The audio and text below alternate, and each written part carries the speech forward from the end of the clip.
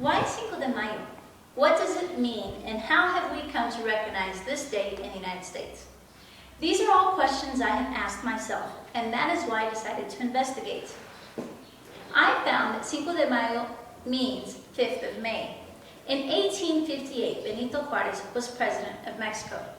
According to Wikipedia.com, Mexico had undergone a series of wars. They had had the American-Mexican War of 1846 to 1848. They had had the Mexican Civil War of 1858 and the Reform War of 1860. These three wars left Mexico in ruin and bankruptcy. This caused President Juárez to decide to announce that they would not be making payments on money owed Spain, Britain, and France.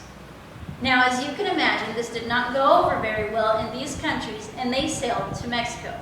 Upon arriving in Mexico, both Spain and Britain were able to come to an agreement with Mexico and sailed home. But France saw this as their opportunity to overpower Mexico. Napoleon III sailed to Veracruz with a troop of 8,000. Upon arriving in Veracruz, they started the 225-mile trek to the capital, Mexico City. The Mexicans had decided to make their stand against this invasion close to the modern-day city of Puebla.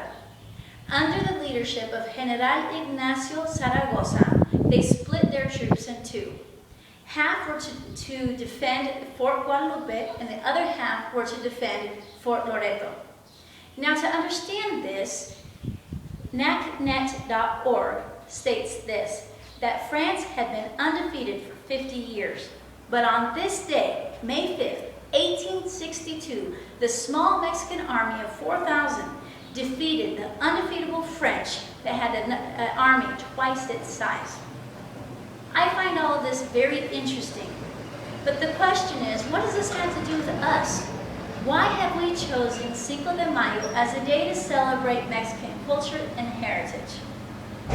You see, Napoleon III had lofty plans. Not only did he want to overcome Mexico, but he also wanted to undermine the power of the United States.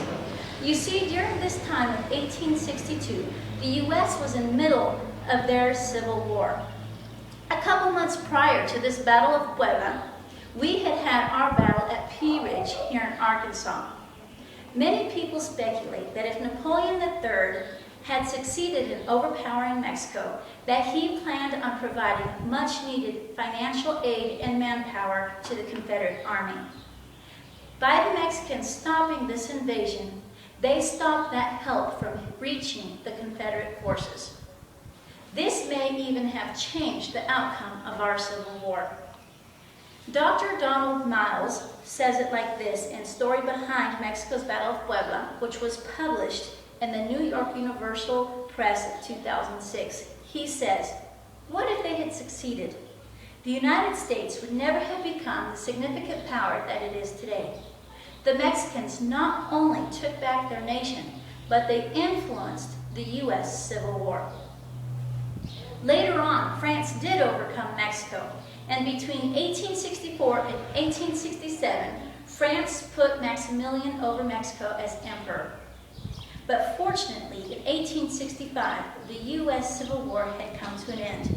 So when Mexico asked for our help, we were able to send financial aid and troops.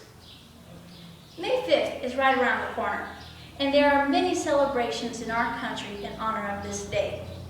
Here in Springdale, Arkansas, the Hispanic Women's Organization of Arkansas is planning a festivity.